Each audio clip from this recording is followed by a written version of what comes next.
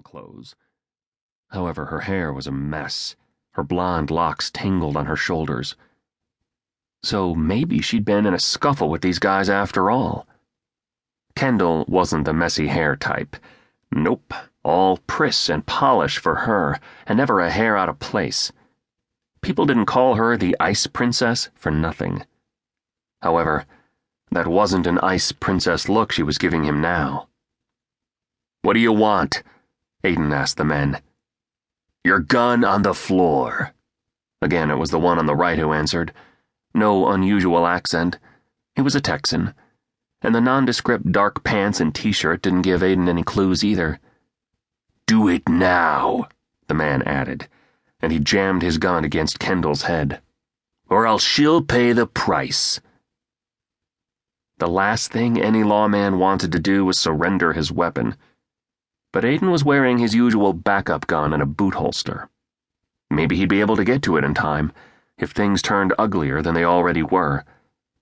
Of course, things were already plenty ugly enough. Aiden didn't make any fast moves. He eased his gun onto the floor. "Now, what's this about?" he demanded. Thankfully, he still sounded like a sheriff, even though it was hard to sound badass and in charge, with guns pointed at Kendall.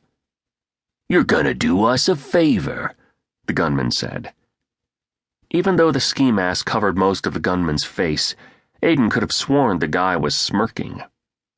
"And if you don't, then we'll hurt Kendall here. Won't kill her at first, but we'll use her to make sure you cooperate." The threat was real enough. The real guns were proof of that. But Aiden had to shake his head. "You do know that Kendall O'Neal and I aren't exactly on speaking terms, right? Everybody in town knows it, so why use her to get me to do anything for you?"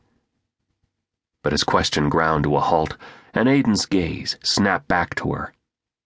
"This is some kind of sick game, isn't it?" Though he couldn't imagine why Kendall would be playing it with these two armed thugs. "Is this connected to your sister?" Aiden didn't wait for an answer. His attention went back to her captors. If they were indeed linked to her sister, and not paid help trying to trick him into doing something crazier than what they were already doing. "Just in case you don't know," Aiden told the men, "Kendall's half-sister, Jewel, is about to stand trial for murdering my father 23 years ago. If this was a real hostage situation, you'd have taken someone that I actually care a rat's you-know-what about." Kendall flinched at his stinging remark, but she quickly recovered. The fear, or fake fear, was still in her green cat eyes, and she hiked up her chin in that way that always riled him to the core. She looked darn haughty when she did that. "There are things you don't know." Her voice cracked on the last word, a nice theatrical touch. "Clearly," Aiden said with a boatload of sarcasm. "But let me guess. You're 1,000 steps past the desperate stage, and you'd do anything to save your precious, murdering sister. So you want me to try to fix the trial or something?" Aiden rammed his thumb against his chest and had to finish through clenched teeth. "You picked the wrong mark, Kendall. I don't break the law for anybody, especially the likes of you." And he got another light bulb moment. A very bad one brought on by the likes of you comment. It hadn't been that long ago that he said those very words to her. Not in the heat of the moment like now, more like after the heat. Yeah, Kendall and he had had the hots for each other since middle school. Forbidden fruit and all that crap. Aiden had always resisted her because he'd known it would tear his family apart. Until 3 months ago. He'd had to kill a man that day.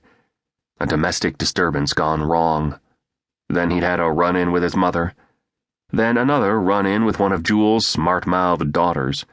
To make matters worse, he dropped by the Bluebonnet for a drink or two, which had turned into 4. All right, 5.